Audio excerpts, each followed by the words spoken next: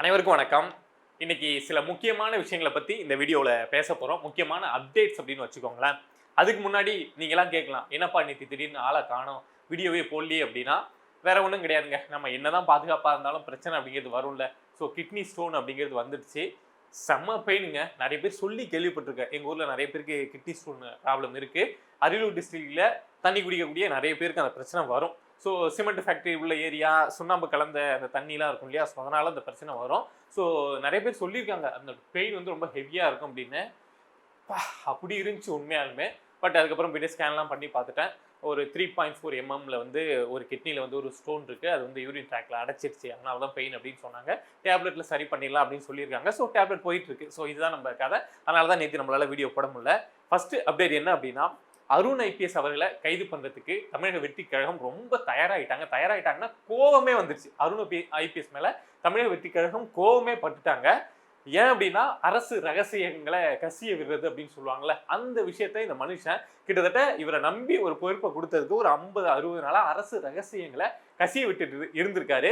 யாருக்கு அப்படின்னா, நம்ம திமுகவுக்கு தான். ஒண்ணு செந்தில் பாலாஜி டீமுக்கு இங்க என்னென்ன நடக்குது, உங்கள பத்தி என்னென்ன விஷயங்கள்லாம் போயிட்டு இருக்கு, எந்தெந்த கேஸ் எல்லாம் தோண்டி எடுக்க சொல்லியிருக்காங்க டிவிஎஸ்ன்னு, என்னென்ன விஷயங்கள் தேவையோ செந்தில் பாலாஜி டீமுக்கு எல்லா விஷயத்தையும் குடுத்திருக்காரு. அடுத்து பார்த்தோம் அப்படின்னா, இந்த ஏவாவேலு வெளிநாடு போனது, அங்க சுத்துனது, சிங்கப்பூர்ல தங்கியிருந்தது, இதுக்கெல்லாம் காரணகர்த்தாவா இருந்து இதெல்லாம் பிளான் போட்டு குடுத்தது அப்படின்னா, இந்த நம்ம அருண் ஐபிஎஸ் அவர்கள் தான். இது இல்லாம திமுகவுடைய முன்னாள் அமைச்சர்கள் அனிதா ராதாகிருஷ்ணன் உட்பட, துரைமுருகன் உட்பட இவங்க மேல உள்ள வழக்கெல்லாம் நோண்டி எடுங்க அப்படின்னு சொல்லியிருப்பாங்கல்ல. ஸோ இவங்களெல்லாம் நோண்டி எடுக்க சொல்லியிருக்காங்க தாவேகா தரப்புல அப்படின்னு சொல்லிட்டு, அரசு ரகசியங்கள் என்னென்ன இருக்கோ எல்லாத்தையும் வந்து நம்ம திமுகவுக்கு இந்த அருண் ஐபிஎஸ் அவர்கள் வந்து தாரை வார்த்து கொடுத்திருக்காரு. ஸோ இதை உளவுத்துறையை வச்சு கண்டுபிடிச்ச நம்ம தமிழக வெற்றிக் கழகம் உண்மையாலுமே அதுல ஸ்ட்ராங்கா தான் இருக்காங்க அப்படின்னு நினைக்கிறேன். இப்போ நம்ம கைது பண்ணிடலாம் அப்படிங்கிற இடத்துக்கு வந்துட்டாங்களாம்.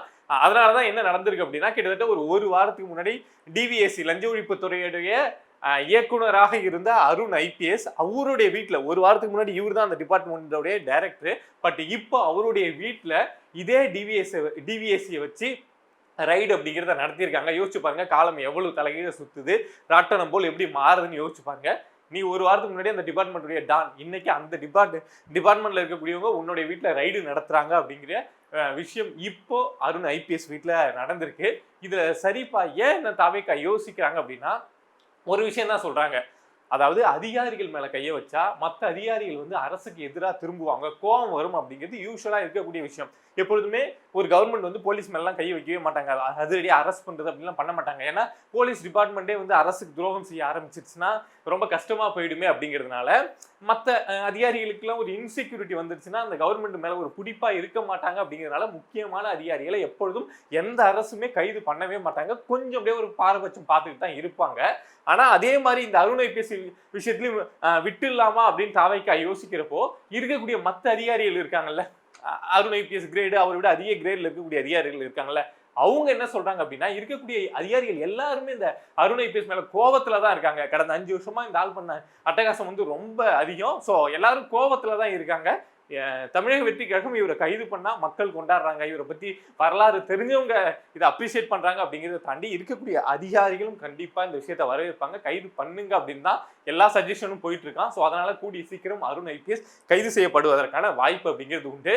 ஸோ இன்னொரு விஷயம், அடுத்த விஷயம், அந்த அப்டேட் அவ்வளவுதான். அடுத்த விஷயம் என்ன அப்படின்னா, ரொம்ப முக்கியமான விஷயம். நான் தாவேகா நண்பர்கள் நிறைய பேர் இந்த வீடியோஸை பார்த்துட்டு இருக்கலாம். என்ன அப்படின்னா, ஃபர்ஸ்ட் உங்க கட்சியில இருக்கக்கூடியவங்களுக்கு, உங்க ரசிகர் மன்றத்துல உங்க காலங்காலமா விஜய் தான் சொல்லி 20 வருஷமா பயணிச்ச அவங்களுக்கு முக்கியத்துவம் கொடுக்க பழகுங்க. திமுகவிலேருந்து வரவங்களுக்கு இனிமே இங்க வந்து டாமினண்டா டிவிகே இருக்க போறாங்க அப்படின்னு தெரிஞ்சுக்கிட்டு, திமுகவில் நமக்கு அப்பாவுக்கு முக்கியத்துவம் இருக்கு ஆனா மகன் நமக்கு கிடைக்காது அப்படின்னு தெரிஞ்சுக்கிட்டு இந்த தாவேகாவுக்கு வரக்கூடியவங்களுக்கு முக்கியத்துவம் அப்படிங்கிறத கொடுக்காதீங்க. இது சம்பந்தமா நான் ஆல்ரெடி ஒரு வீடியோலையும் சொல்லியிருந்தேன். ஜெகத் ரட்சகன் திமுகவில் எவ்வளவு பெரிய ஆள் அப்படின்னு தெரியும். ஆனா அவருடைய மகன் டிவிகேவில் வந்து ஜாயின் பண்றாரு அப்படின்னா எல்லாம் ஒரு காரணத்தோட வந்து ஜாயின் பண்றாங்க. ஸோ இவருக்கெல்லாம் முக்கியத்துவம் கொடுக்காதீங்க அப்படின்னு சொல்லியிருந்தேன். தலைமை கொடுக்குதோ இல்லையோ, கணக்கு போட்டு கொடுக்குதோ இல்லையோ, கீழே இருக்கக்கூடியவங்க நிறைய பேர் கொடுக்கறத பார்க்க முடியுது. திட்டக்குடியில வந்து இந்த ஒரு தாவேகா தரப்புல இருந்து ஒரு பில்டிங் திறக்கிறாங்க, சட்டமன்ற தலைவர் பில்டிங் அப்படின்னு நினைக்கிறேன். அதை யாரை கூப்பிட்டு திறக்கிறாங்க அப்படின்னா, தீபக் ரவி அப்படிங்கிற ஒரு நபரை கூப்பிட்டு திறக்கிறாங்க.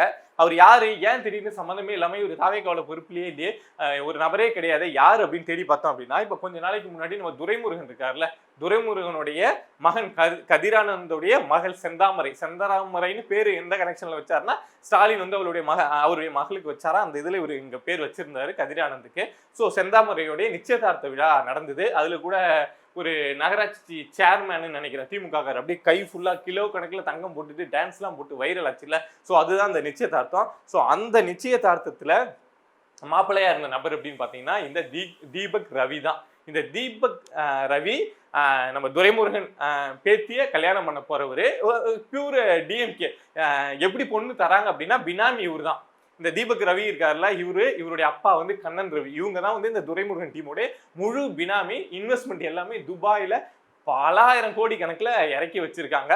ஸோ இந்த ஃபேமிலி பேக்ரவுண்ட்ல இருக்கக்கூடியவர் தான் இந்த தீபக் ரவி. ஸோ அவரை கொண்டு வந்து இப்போ நீங்க தாவேக்கு அலுவலகம் திறக்க வைக்கிறது அப்படிங்கிறது அது ஒரு நல்ல விஷயமா கிடையாது. உங்க ரசிகர் மன்றத்தில் இருப்பாங்க, உங்களுக்காக கட்சிக்காக என்னென்னமோ கஷ்டப்பட்டவங்க இருப்பாங்கல்ல, அவங்களுக்குலாம் கொடுங்க. நாளைக்கு இது மாதிரி ஆள்லாம் வந்தா கட்சியை கபலீகரம் பண்றது, கட்சி எப்படி டாமினேட்டா மாத்துறது, திமுக ஆட்சிக்கு வந்தாலும் நாம தான் இருக்கணும், தாவேக்கு ஆட்சிக்கு வந்தாலும் நாம தான் டானா இருக்கணும் அப்படிங்கிற வேலையை தான் செய்வாங்களே தவிர மற்ற எதுவுமே செய்ய மாட்டாங்க.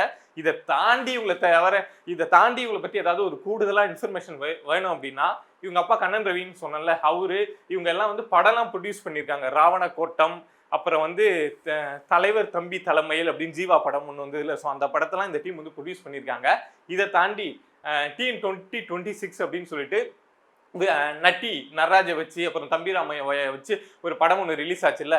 ஸோ அந்த படம் விஜய் அவர்களையும் தமிழ்நாட்டு தற்போதைய முதலமைச்சர் விஜய் அவர்களை வந்து ட்ரோல் பண்ற மாதிரி எடுக்கப்பட்ட படம் தான். ஸோ அந்த படத்தை அந்த படம் எந்த அளவுக்கு சீக்கிரமா எடுக்கப்பட்டது, எந்த அளவுக்கு வேகமா எடுக்கப்பட்டதுன்னு தெரியும். எப்படா எடுத்தாங்க அப்படிங்கிற அளவுக்கு ஒரு 2-3 மாசத்துல எடுத்து எலெக்ஷனுக்கு முன்னாடியே வேகமா அந்த படத்தை ரிலீஸ் பண்ணாங்க. அந்த படத்தோடைய ப்ரொடியூசர் யாரு அப்படின்னு பாத்தீங்கன்னா இந்த கண்ணன் ரவி தான். ஸோ அப்போனா அவங்களுக்கும் தாவேக்காவுக்கும் இடையில இருந்த அந்த வன்மம் வந்து எலெக்ஷனுக்கு முன்னாடி எப்படி இருந்திருக்கு, இப்போ எப்படி மாறி இருக்கு அப்படின்னு புரிஞ்சுக்கிட்டீங்கன்னா இனிமே அதை மாதிரி நபர்களை கூப்பிட்டு இதை மாதிரி தவறுகளை செய்ய மாட்டீங்க அப்படின்னு நினைக்கிறேன். கடைசியா என்ன ஒரு அப்டேட் அப்படின்னா, நம்ம செந்தில் பாலாஜி வந்து நான் வந்து ட்ரிப்ளிகன் போலீஸ் ஸ்டேஷன்ல வந்து ஆஜராக வந்தேன் அப்படின்னா என்னை வந்து வேற வழக்கில் கைது செய்யக்கூடாது. இந்த பேரம் பேசின வழக்கில் வந்து நீதிமன்றம் வந்து நிபந்தனை ஜாமீன் எனக்கு கொடுத்துருக்காங்க. நான் கையெழுத்து போட ட்ரிப்ளிகன் போலீஸ் ஸ்டேஷன் வந்தேன்னா என்னை வேற வழக்கில் வந்து யாரும் கைது செய்யக்கூடாது அப்படின்னு சொல்லிட்டு செந்தில் பாலாஜி நம்ம உயர்நீதிமன்றத்தில் ஒரு மனு போட்டிருந்தாரு. பட் மனுவை பார்த்த நீதிபதி என்னங்க இது என்ன மனு, இளந்திரையன் அவர்கள் தான் இந்த எம்எல்ஏ எம்பி இந்த இதெல்லாம் விசாரிக்கக்கூடிய நீதிபதி அவர்கள், என்னங்க இது மனு, உங்களுக்கு ஜாமீன் கொடுத்ததே பெரிய விஷயம், ஆனா நீங்க அடுத்தடுத்த வழக்கு இன்னும் வழக்கே போடல, அடுத்தடுத்த வழக்குலலாம் என்ன கைது பண்ணக்கூடாது, என்னை கைது பண்ணி என்னை துன்புறுத்தக்கூடாதுன்னு என்னங்க மனு போட்டிருக்கீங்க அப்படின்னு சொல்லிட்டு இது மனு ஒண்ணுவே இல்லை அப்படின்னு சொல்லிட்டு கிட்டத்தட்ட கீழ்ச்சி போடாத குறையா மனு தூக்கிட்டு போங்க அப்படின்னு சொல்லிட்டு செந்தில் பாலாஜியும் நம்ம அசோக்குமார் 2 பேர் மனுவுமே தள்ளுபடி பண்ணிட்டாங்க. இந்த விஷயத்துல இந்த அப்டேட்ல நமக்கு இருக்கக்கூடிய வருத்தம் என்ன அப்படின்னா, இத்தனை நாள் ஆச்சு இல்ல ட்ரிப்ளிகன் போலீஸ் ஸ்டேஷன்ல செந்தில் பாலாஜியும் அசோக்குமாரும் வந்து கையெழுத்து போடணும் அப்படின்னு இதே இளந்தரைய நீதிபதிகள் அவர்கள் சொல்லி கிட்டத்தட்ட 2 வாரம் ஆச்சுல்ல, 2 வாரமா வந்து கைது பண்ணவே இல்லை. ஆனா ட்ரிப்ளிகன் போலீஸ் ஸ்டேஷன் அந்த அதிகாரிகள் வந்து ஏன் இன்னும் உயர் நீதிமன்றத்துக்கு போகல, நீதிமன்றத்தை மதிக்காம அவங்க வந்து கையெழுத்து போடாம இருக்காங்க அப்படின்னு இவங்க ஏன் ஒரு அப்பீல் போகல அப்படிங்கிறது ஒரு கேள்வியா இருக்கு. அப்பீல் போயிருந்தாங்க அப்படின்னா உடனடியாக கைது பண்ண சொல்லி நீதிபதி அவர்களே உத்தரவு போடலாம். உயர்நீதிமன்ற உத்தரவே மதிக்கலைன்னா அதுக்கப்புறம் அவங்களுக்கு என்ன மரியாதை அப்படின்னு கைது பண்ண சொல்லியிருக்கலாம். பட் ஏன் ட்ரிப்ளிகன் போலீஸ் ஸ்டேஷன்லேருந்து இந்த ஸ்டெப்பை எடுக்காம இருக்காங்க, இல்லை அரசு தரப்புலேருந்து ஏதாவது உத்தரவுகள் வந்து கொஞ்சம் இந்த வழக்கை ஸ்லோ டவுன் பண்ணுங்கன்னு சொல்லியிருக்காங்களா, இல்லை இன்னும் முக்கியமான ஆதாரங்கள் சில சிக்கட்டும். நான் தான் சொல்லியிருக்கேன் உதயநிதி சபரீசன் வரைக்கும் இந்த லிங்க் போகுது அப்படின்னு. ஸோ அதை மாதிரியான ஆதாரங்களும் சிக்கட்டும் மொத்தமாக சேர்த்து வச்சு ஏதாவது சம்பவம் செய்ய காத்திருக்காங்களா அப்படின்னு தெரியல. பட் பொறுத்திருந்து பார்ப்போம். பட் என்னை பொறுத்த வரைக்கும் இந்த வழக்கில் இவங்க இந்நேரம் உயர் நீதிமன்றத்தில் அப்பீல் போய் ஜாமீன் கொடுத்தீங்க, நீதிபதி அவர்களே நீங்கள் தான் ஜாமீன் கொடுத்தீங்க, ஆனால் நிபந்தனைக்கு கையெழுத்து போட சொன்னீங்க போடல அப்படின்னு ஒரு அப்பீல் போயிருந்தாங்கன்னா இந்நேரம் நல்லா இருந்திருக்கும் அப்படின்னு நினைக்கிறேன். பட் ஏதோ அரசியல் காரணங்கள் இருக்கலாம், இல்லை அதை தாண்டி ஏதாவது டெக்னிக்கலாக இதை இப்படி மூவ் பண்ணணும் அப்படின்னு மூவ் பண்ணுறாங்களா என்னன்னு பொறுத்திருந்து பார்ப்போம். இதை மாதிரி நம்மளை சுற்றி நடக்கக்கூடிய விஷயங்களை நீங்கள் தெரிஞ்சுக்கணும் அப்படின்னு நினச்சிங்கன்னா மறக்காமல் பிரபா டாக்ஸ் சேனலை சப்ஸ்கிரைப் பண்ணி சப்போர்ட் பண்ணுங்கள். நீங்கள் இருக்கீங்க அப்படிங்கிற நம்பிக்கையில் தாங்க நான் இங்கே உட்காந்து பேசிட்டு இருக்கேன். சப்போர்ட் பண்ணுங்க அப்படின்னு நம்புகிறேன். நன்றி.